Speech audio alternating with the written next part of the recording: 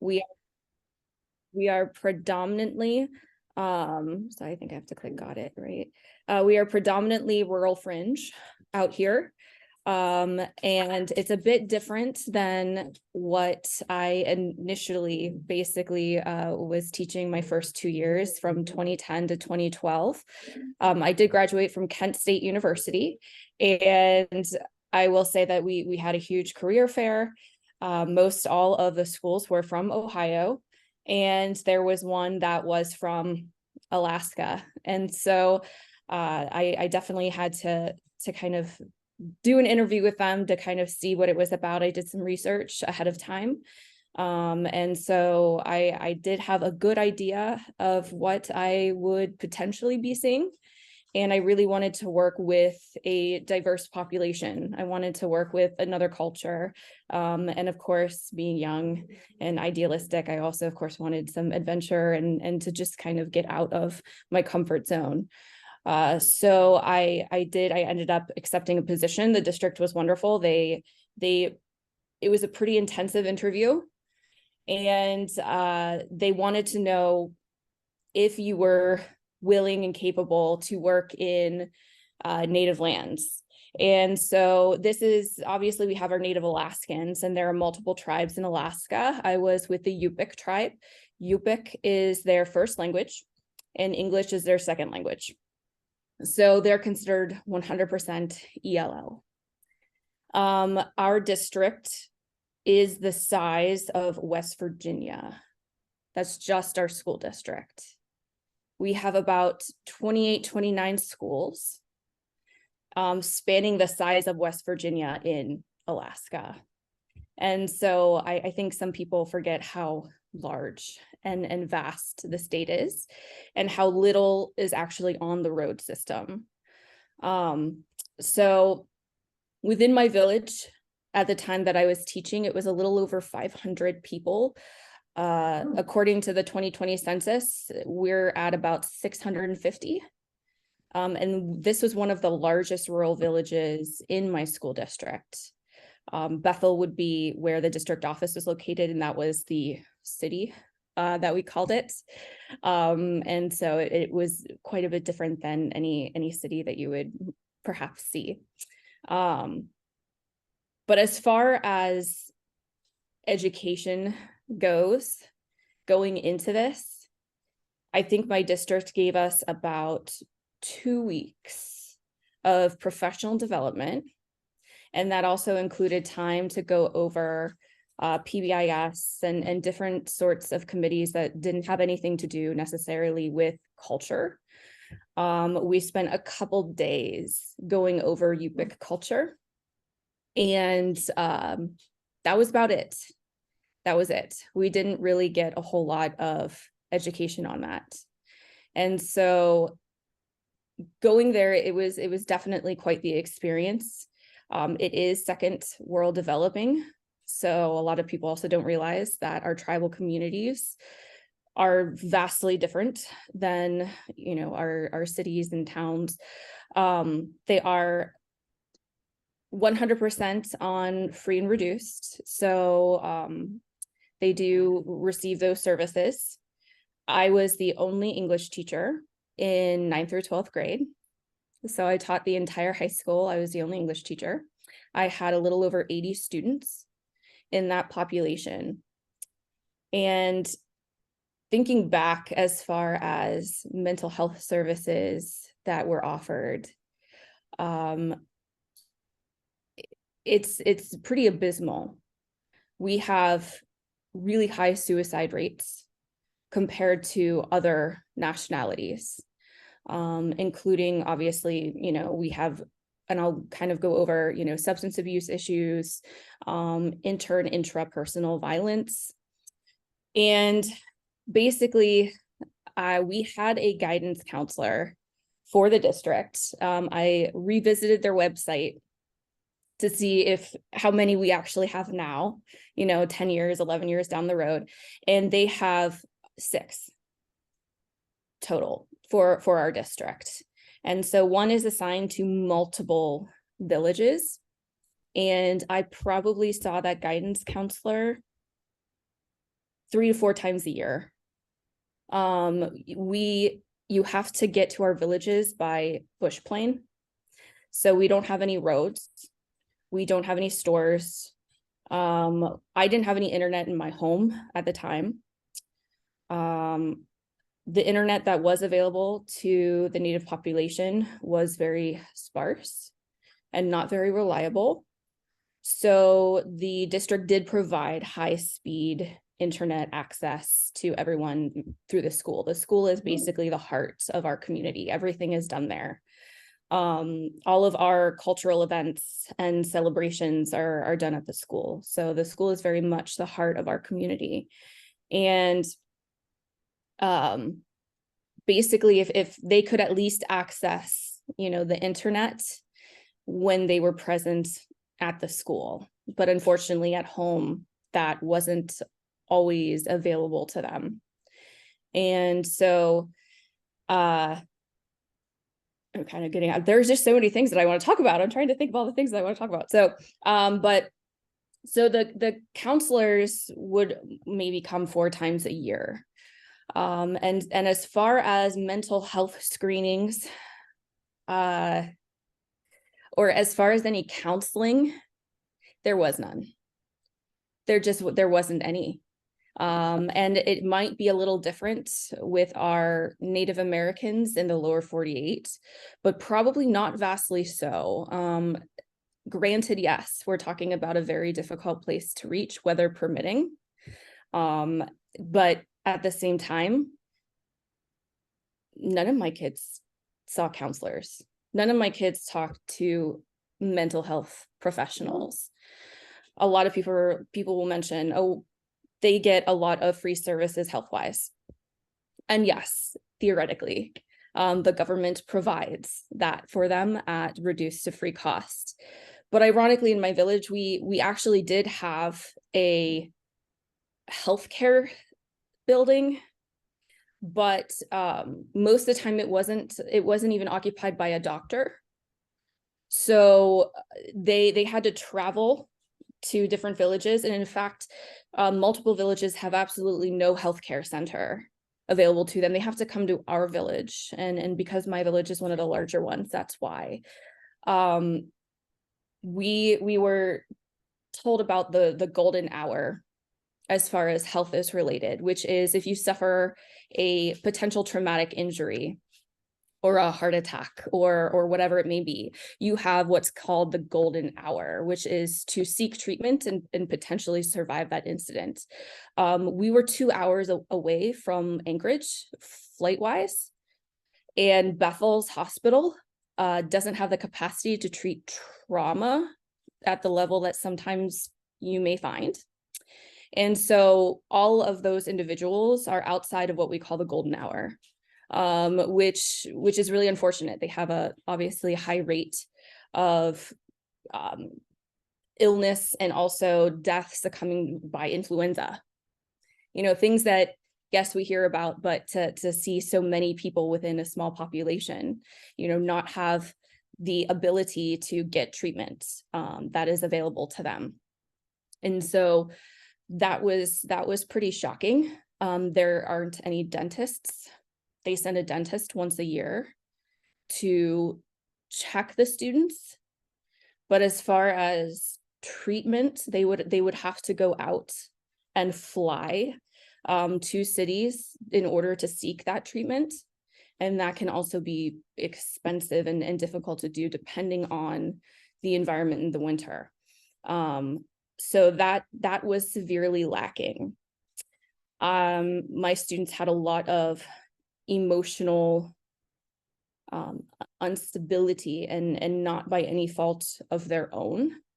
They were never given any sort of training. We were not given training.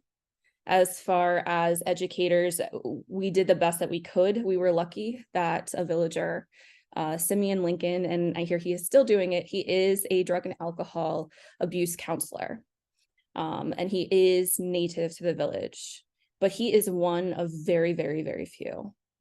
And he doesn't even have a place of operation that he can operate out of, so he would use the school and use the community centers, and that is what they had available to them. So it was really unfortunate to see, I guess, just the lack of anything available to them from outside resources. And so again, when we're dealing with like emotional issues with this community, the people that were there really didn't have any form of training. And at this point, there still isn't any psychologist or psychiatrist or counselor on site in most all of these villages. They're all stationed in Bethel, the district office, and are flown out. And so it's impossible to really help, effectively some of these students. And it has gotten a little better with telehealth. So that's actually made an improvement, but it's still not quite the same.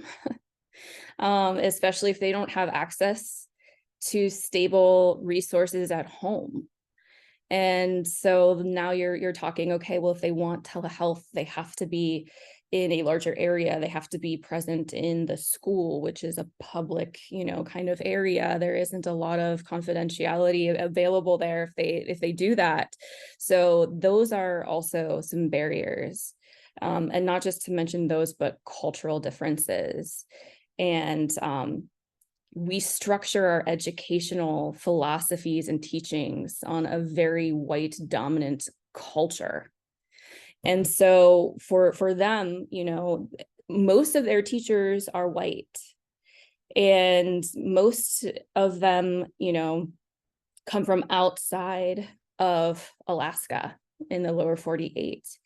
And so you're introducing these individuals to a populace that you aren't necessarily training them for. So to say the least, it's hands-on, kind of in the moment training. The biggest takeaway was, if I hadn't taken classes in college where I had purposefully seeked out ethnic literature, multicultural communication, gender and communication, and different things like that, if I hadn't personally taken those courses, I would have been woefully unprepared for this experience. So knowing ahead of time of what to expect, doing the research, and then acknowledging my biases, and knowing that I'm seeing things through my own lens, and taking that into consideration, I definitely did go through a point of culture shock. I went through the honeymoon period. It was shocking a little bit at first to see no roads, to see some of the housing that they were living in. And this would hold 12 family members in a very small house that isn't properly insulated, and is quite old. They do with what they can. Getting resources is extremely difficult because they're out in the tundra. And so seeing that was obviously difficult at first, but I was lucky. The community is incredibly open, despite, they want to share their culture. They're so proud of it, and they love when you are willing to be open and to learn about it. But there is a distrust still with white people and white culture, and understandably so. And I found out more and more and more as I was living there. That was just kind of really eye-opening. And so they were very willing to take me in and make sure I didn't completely die, because frankly, I'm not going to lie, I was not brilliant by any means. I showed up with some coffee and powdered milk. Like, what else? I should have probably come with some other things. Another thing, they didn't really teach us a whole lot of what's available in the village. And so I show up with that. And then I've learned about bypass mail, that it takes 4 to 6 weeks to get food. And then I'm like, I'm going to die.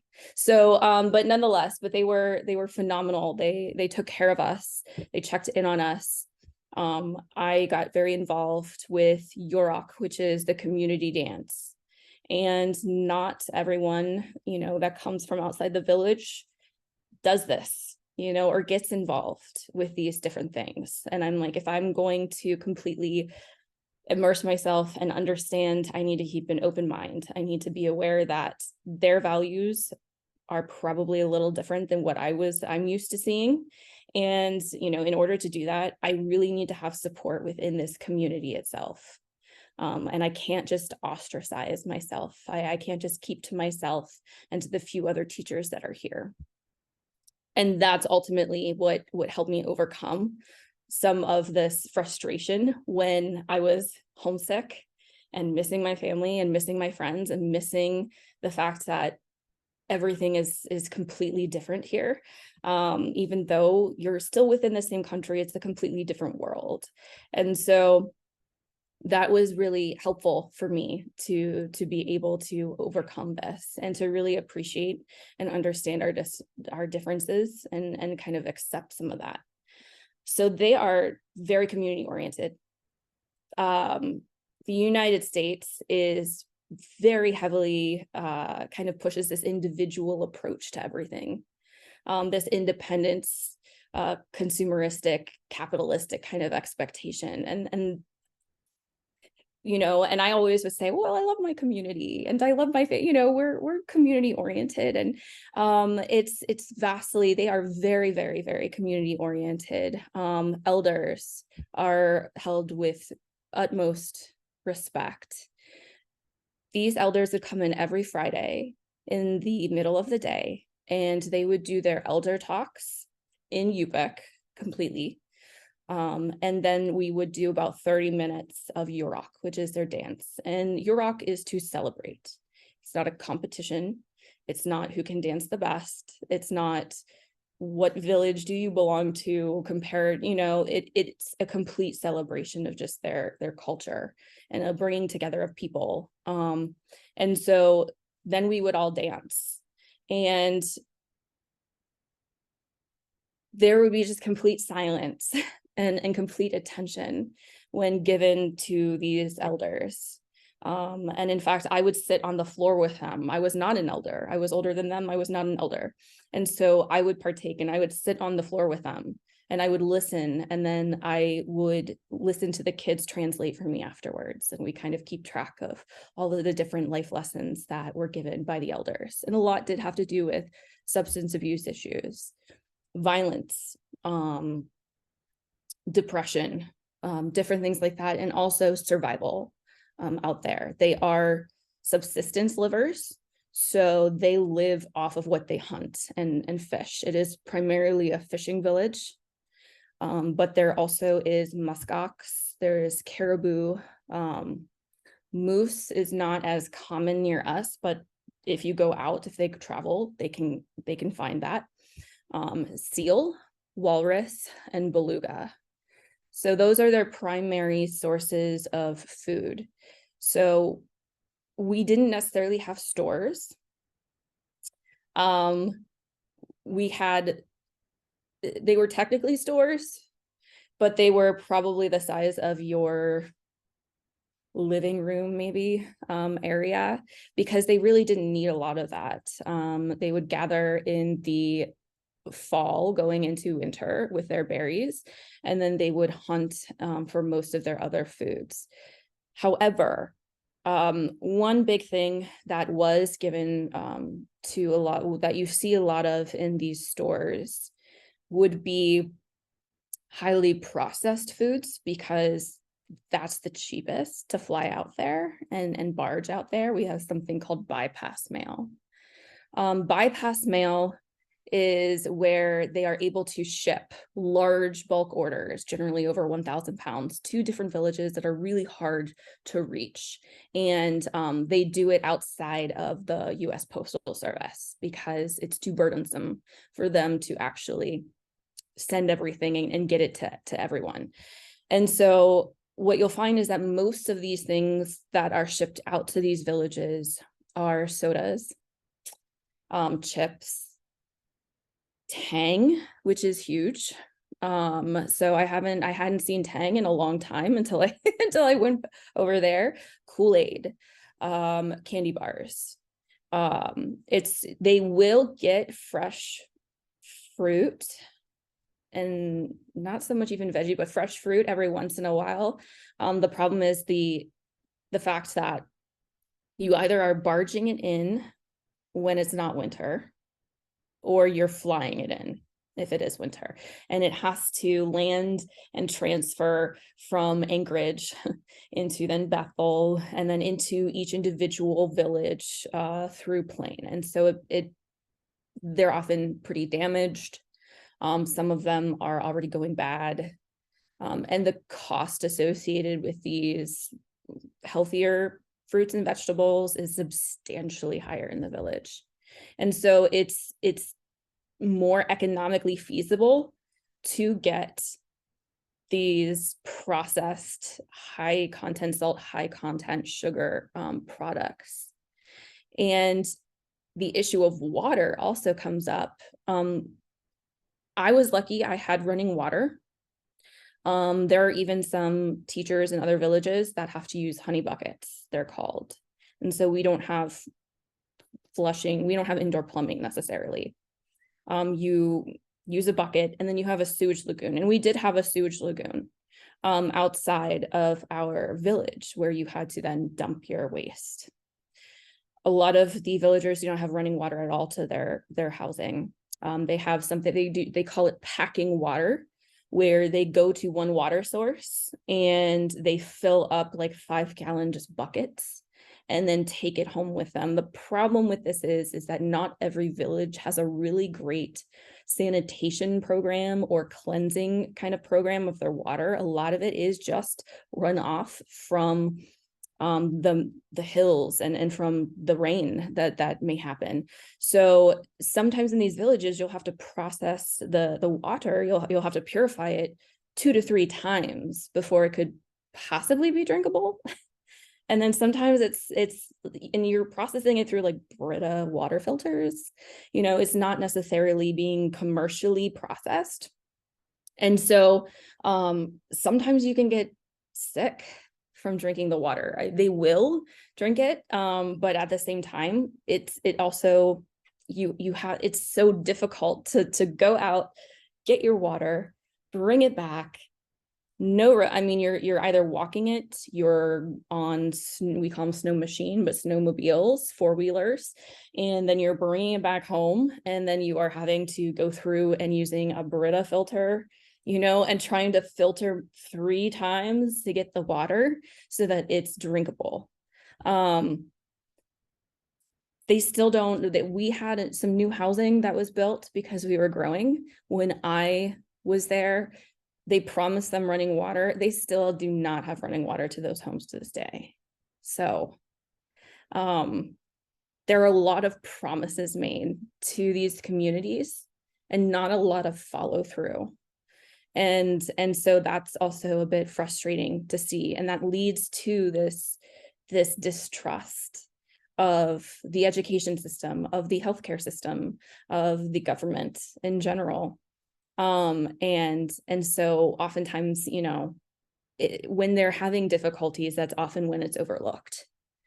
And so they're not getting water. There are some reports, and I can send this to your professor, that there are reports where some don't even drink water like once a week. It's highly under consumed. And sometimes it's because yes, they might like the sugary beverage, but some of it is they are saving that water for other things.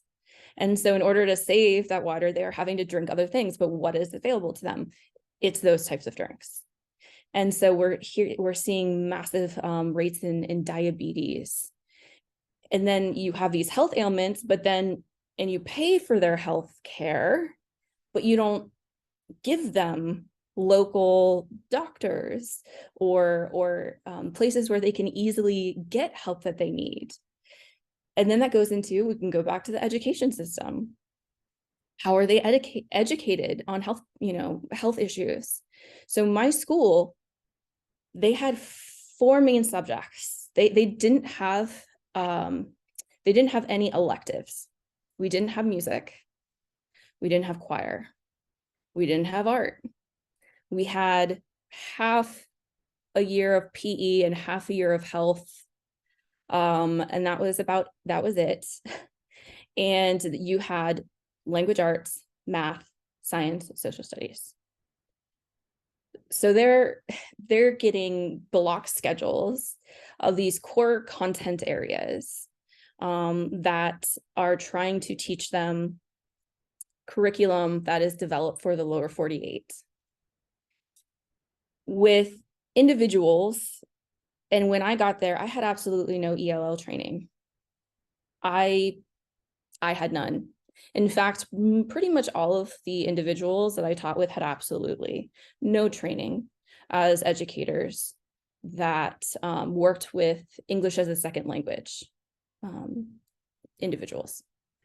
And so that kind of blew my mind. And not only that, looking at the special education services that were completely lacking. We had one teacher that was certified as an intervention specialist, but he taught history pretty much full time because he was also our history teacher.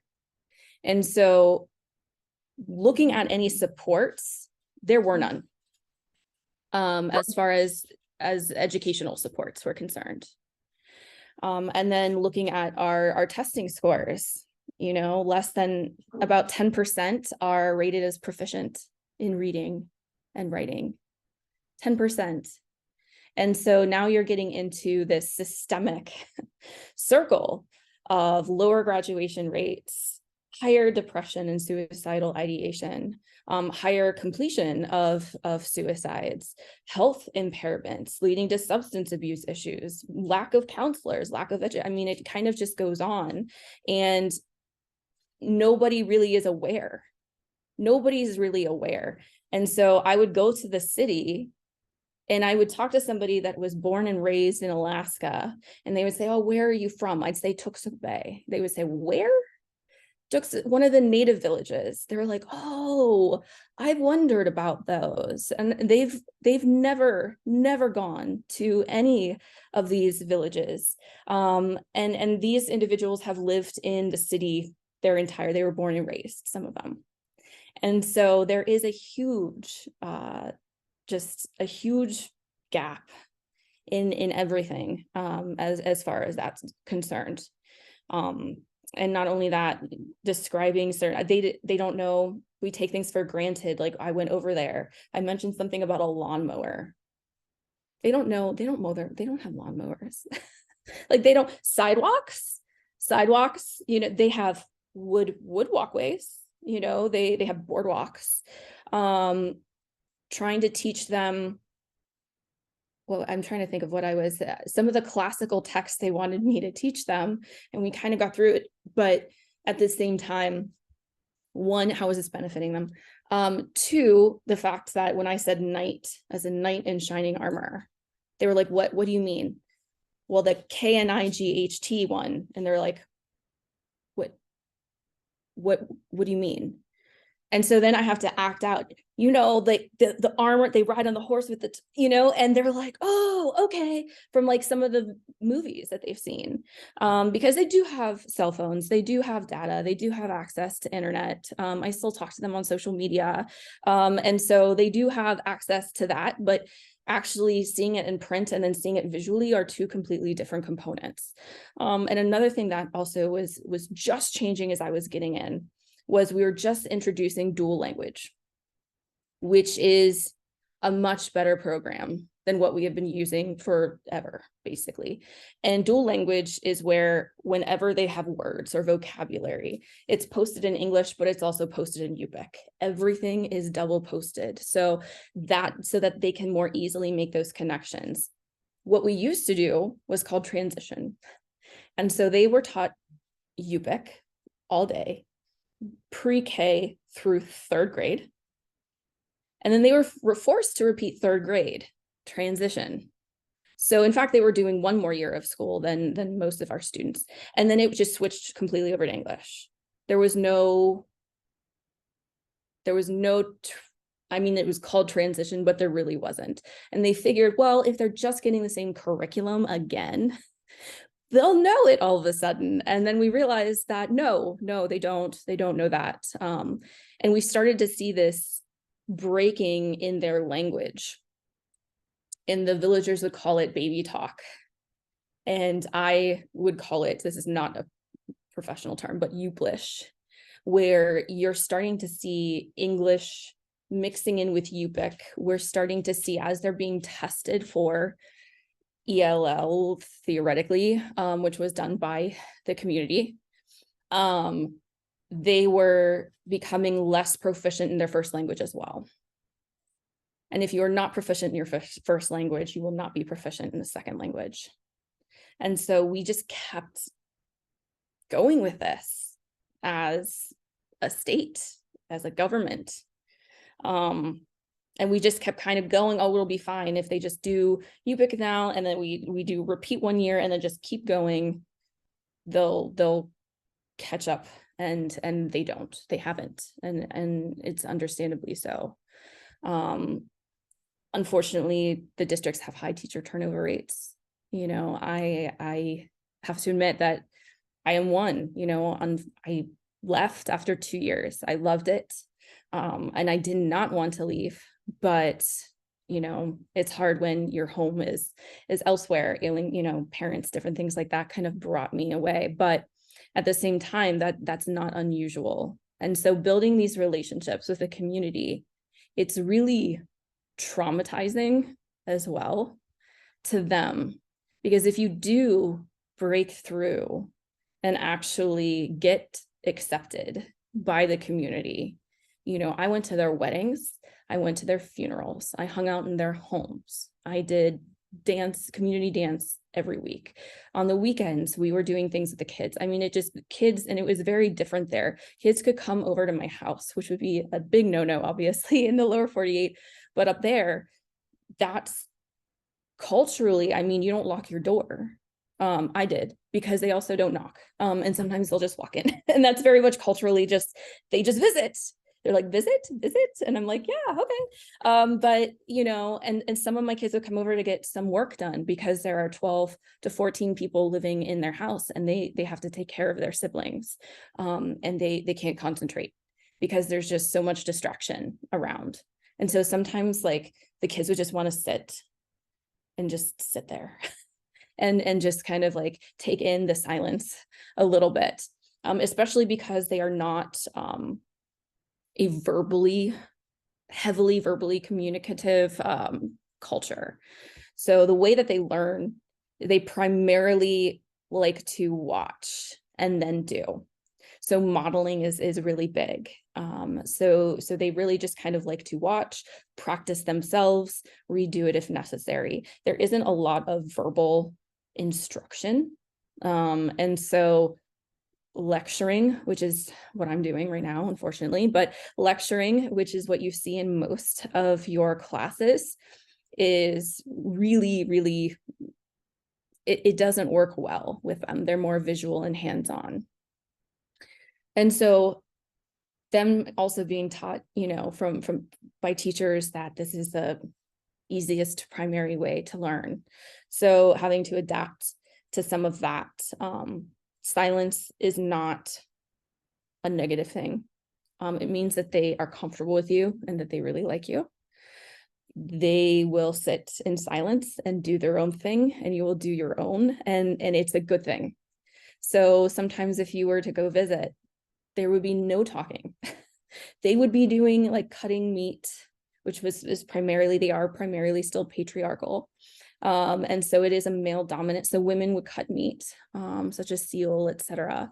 And you would do something too, and you'd sit there and this is hanging out.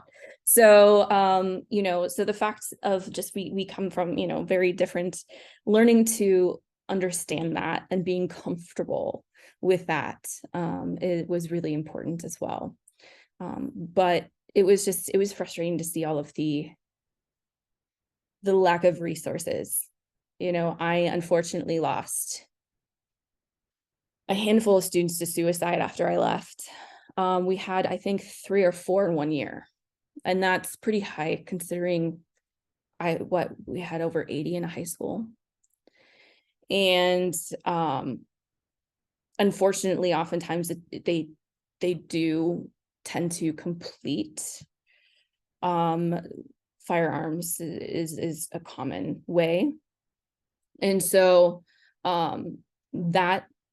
that's really frustrating, and it's obviously extremely traumatizing to the entire community, because these kids need resources, they want resources, and they're just not there. And the people that are able to give resources are far and few between. And so that leads into a lot of substance abuse, and alcohol is not permitted in our villages. It's dry. It doesn't happen, obviously. Obviously it's not sold, but they have homebrew. But a major part is frankly, the bootlegging that happens. And primarily it's from the pilots and the other individuals that are not native, that are bringing in alcohol and selling it to them for an exorbitant price. And so there just isn't a lot of oversight into that. And so we do have a lot of substance abuse issues with our youth, with our adults. We have a lot of, because they're so community oriented, they may not live with their parents. They might live with their aunt or uncle, or they might live with their grandparents, or sometimes they're transient. Sometimes they'll move from one village to the next village, just depending on their needs. And so that also causes a disruption in the educational process as well as just, just everything. And so that also can come with some difficulties. That's why I thought it was interesting. 2020, they made news. They started with a census in Tuxuk Bay. I was like, Tuxuk Bay. But that's because, they really have, prior to this, an inaccurate calculation of population, especially because they don't always send people out there to count. There's a distrust and also a transient population. So it's hard to keep track of what each village actually has, because it changes so often. I feel like I'm rambling. I'm talking about there are just so many things to talk about. This could be an entire class on itself, and all of these. So, but I've been talking probably for far too long. Does anybody have any questions? Ooh. Well, first, I just wanted to say, I loved all the information you just shared. I feel like it was super insightful, so thank you. But also, I was just wondering, what are this population's views on mental health? So obviously, you said they don't have a lot of resources to that. So I'm sure that they don't have a lot of education on it, like you said. But do they have a negative viewpoint on it because of that, or are they like, oh, I wish we had that opportunity, or what are their thoughts on that?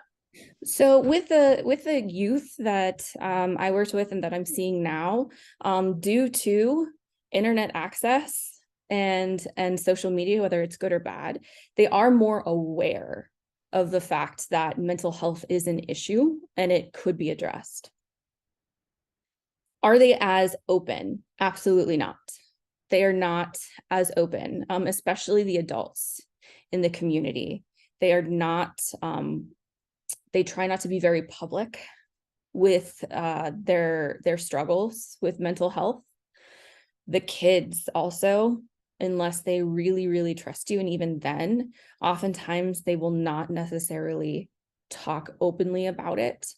And it is kind of seen as almost a weakness in some sense. And also they just don't know, we never talked to them a whole lot about social emotional education. And looking back, it's like there are so many flaws that I even, it's astounding. But there wasn't a whole lot of education, and there wasn't any availability there wasn't anything, they can claim that they sent counselors, and the counselors did the very best that they could, but you're sent there for 2-3 days, and then you're gone for months, and you're going village to village to village. I mean, you can't build a great rapport with these kids doing that. I mean, it's just, there's so many things that are lacking in that department. And so, yeah, they definitely aren't. They're more open to discussing issues with counselors that are from their village. And there is a push to try to bring, like, the goal, at least my goal would to be to have my job replaced with somebody that is from the village, that's native. Like, is what I hope to see. Because that means they're getting more education, they're getting out there, they have somebody that is within their culture that is very understanding, that can adapt to all of their needs. But unfortunately, we just don't have that available right now. So yes, it is really difficult for them to also just accept help from an outsider as well. Thank you. Okay. So you mentioned you did a lot of like personal research. Also, can you hear me? Okay. Yes. Yeah. Okay. New headphones, so we're testing them out. Yeah. You said you did a lot of personal research into like just like multiculturalism, stuff like that. What was there like a moment for you when this population was like, I don't know, like you decided like this is the population I want to work with, I'm passionate about it. And what was that like? That's a good question. So I don't know if I mean, just the fact that it was available to me at this career fair. Obviously, they listed ahead of time all of those school districts that would be there. And as far as being drawn to a particular culture, I was interested in so many different cultures.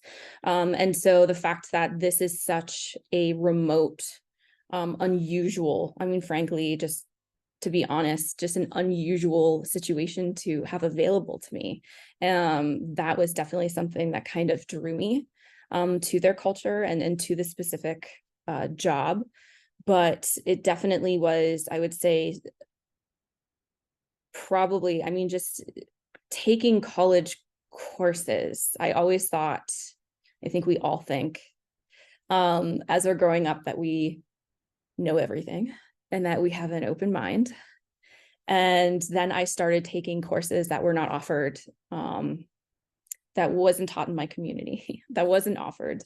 And then all of a sudden I had this, like, what I was taught wasn't what I was seeing now, like all of a sudden, like these conflicting, this is conflicting with belief systems. My foundational belief all of a sudden is, it's not right. And then I'm seeing it for the first time because I'm aware of it. And so then all of a sudden, just like my entire like foundational identity of like what, and it's just like crumbled, and I'm like, oh my gosh. And so that is what drove me to then look into all basically as many different classes, which unfortunately they're still limited. It's still, especially as an undergrad. And so then I had to really just kind of find research on my own, take a lot of time, work with, again, the community once I got there. And honestly, I just wanted to experience something different than what I was around my entire life. And so unfortunately, I definitely went still very naive.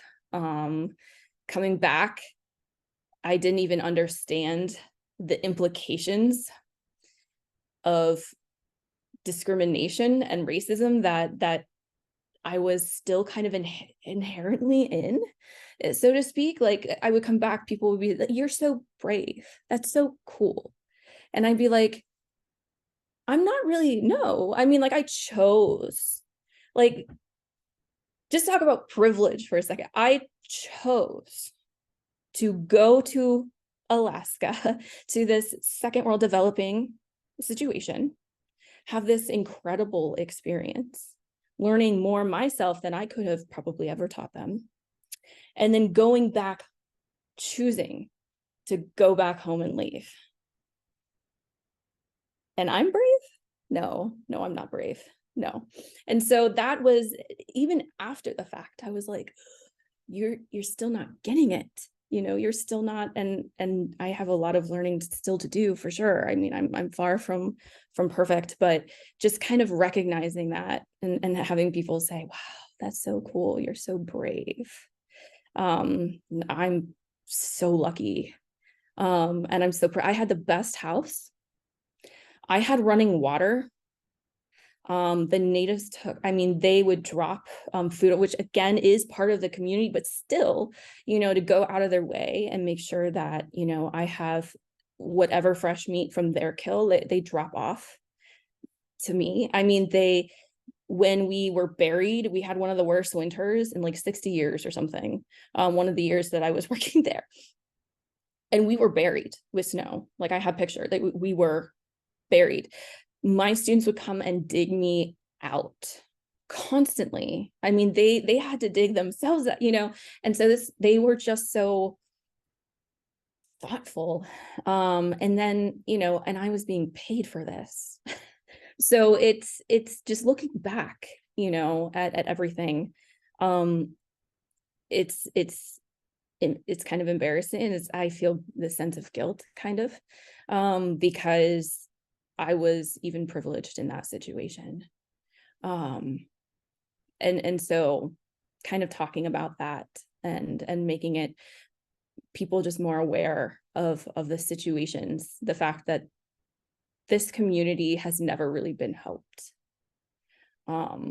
We love to have TV shows about them. We love to look at their culture and look at their dress and look at their artwork.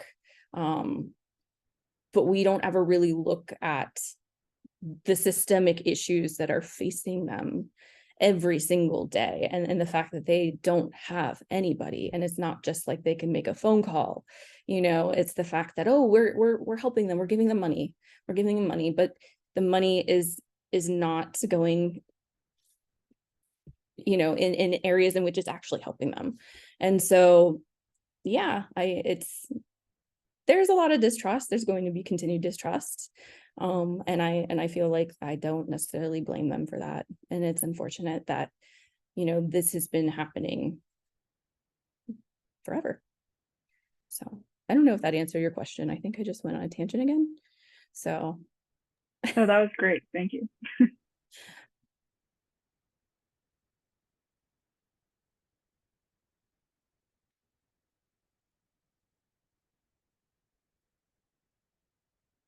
Okay. Anything else? Or?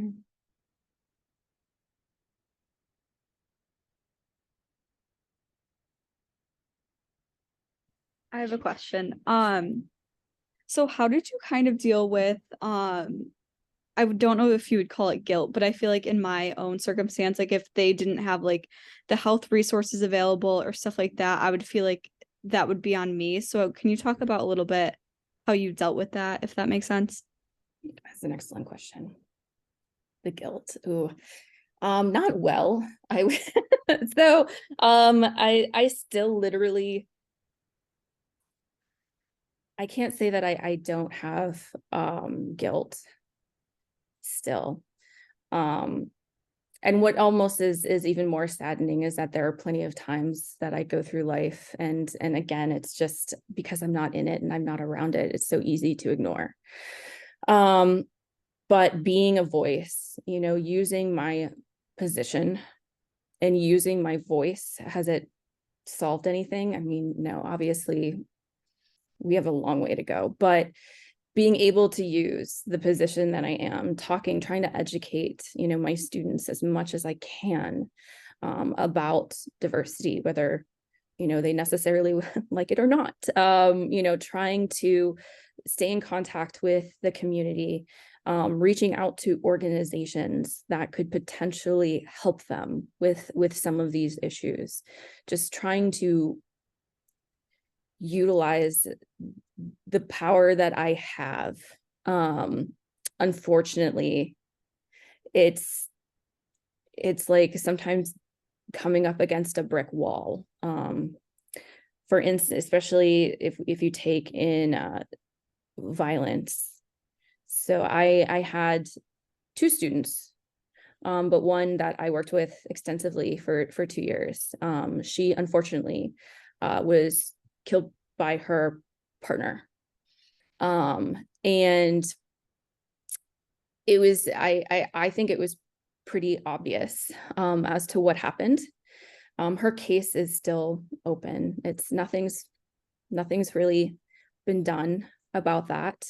The family has reached out numerous times. They can't really get any police response. You have to realize that we don't have police officers in the village. We have like safety officers. They are not extensively trained. And oftentimes there are some difficulties because they are part of the community. And a lot of the community is related. And they are so close. So there is a bit of a conflict of interest at times for them. These people have to live in this village, as well. And so they're put in a very difficult, precarious situation as well. But even when they do report, it could be 6 months to a year before you may even see a state patrol officer come to the village to follow up. I had one report, and then I remember it was like 6 months later, the state patrol showed up and they were like, we're here to talk about the incident. And I'm like, what incident? What are you talking about? And I'm like, wait, you mean from 6 months ago? Like now you're here? So I was I wasn't very kind, but at the same time, and I realized that their resources are limited as well. But that's what we're dealing with. And there's a high rate of domestic violence. And I can also share some studies to your professor as well, as far as it's often interrelational violence. There is some intra-relational violence as well, but there's a huge statistical difference in interrelationship violence with Native Alaskans and partners. So, and unfortunately, her ex is still out there, and nothing has really been followed up on, and it's been years. So, and same with the other student as well. Nothing has really happened with that. And those are just 2 personal examples. I realize that's just 2, and that can't really be taken as like, any form of research. That's just a personal experience. But that's what we're dealing with. So.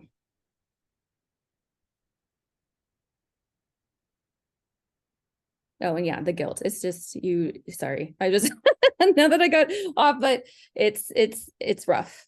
I called and it's so frustrating, especially not, living close by. You're talking huge institutional changes, in order to really, you just have to do what you can with the resources that you have, and just don't forget, and keep being loud and making people uncomfortable, and bringing attention to it, and educating people around you. It's our responsibility to make them aware of this. So it's not their responsibility. They're just surviving. So.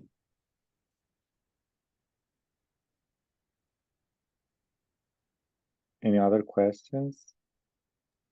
I have one last question. You mentioned this earlier, but with like, I don't know, TV shows, movies, like podcasts.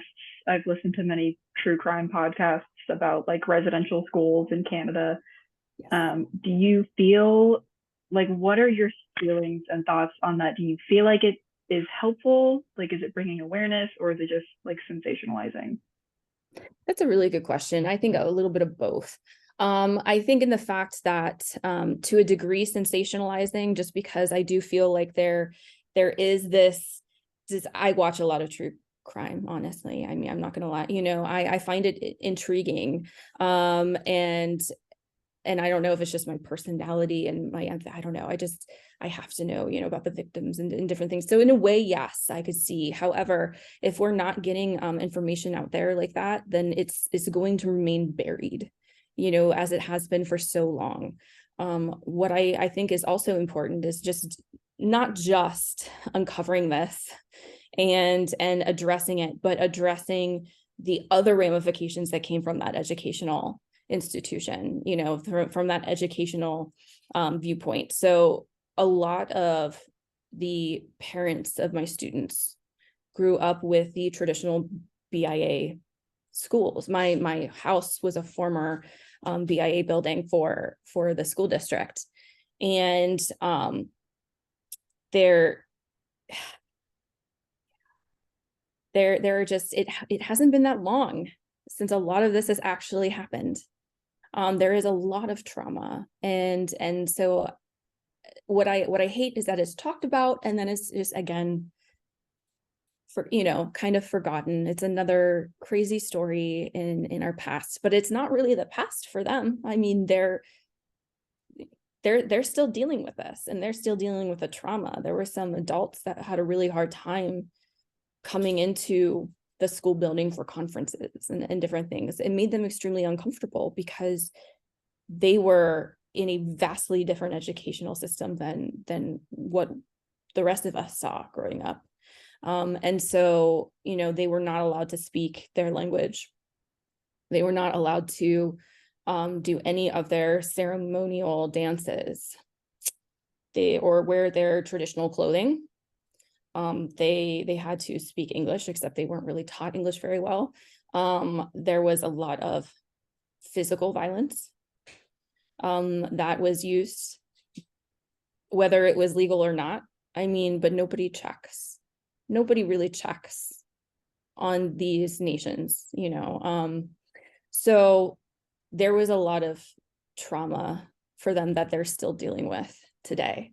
So yeah, we need to get that information out, but we need to take it further. There needs to be a lot more research. There needs to be accountability.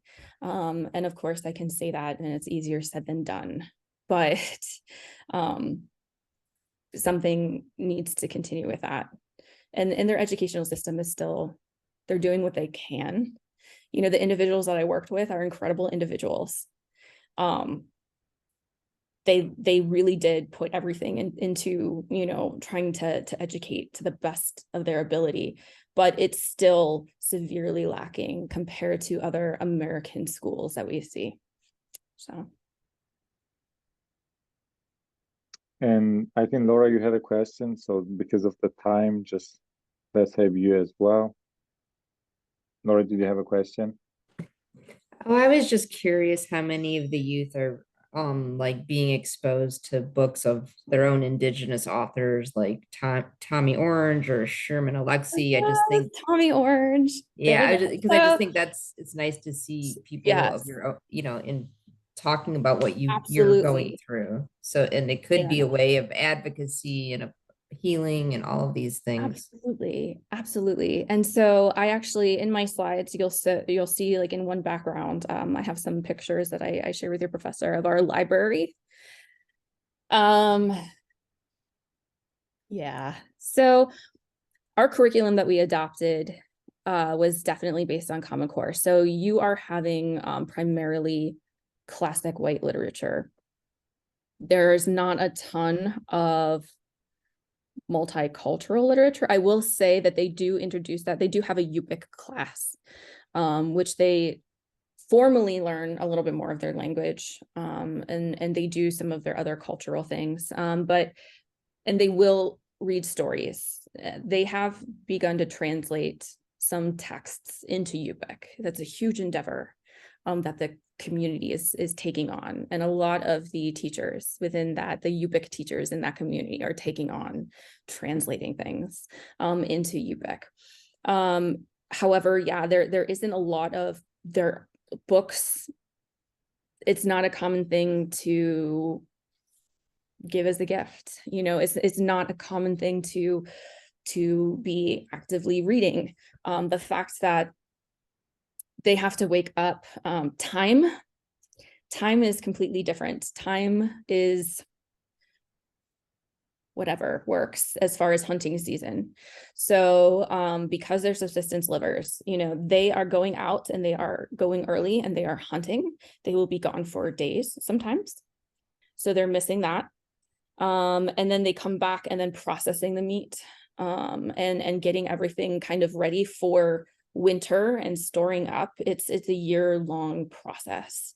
And so that is really important for survival and for their community, for them to be active in. So having them doing, you know, homework or reading or even introducing books. I mean, our books were from the 60s and 70s. I don't know when the last time our library had been updated. And so finding, you know, funding and resources, they were very much, as a lot of schools are, driven towards those test scores, which unfortunately test over primarily, you know, white male literature. So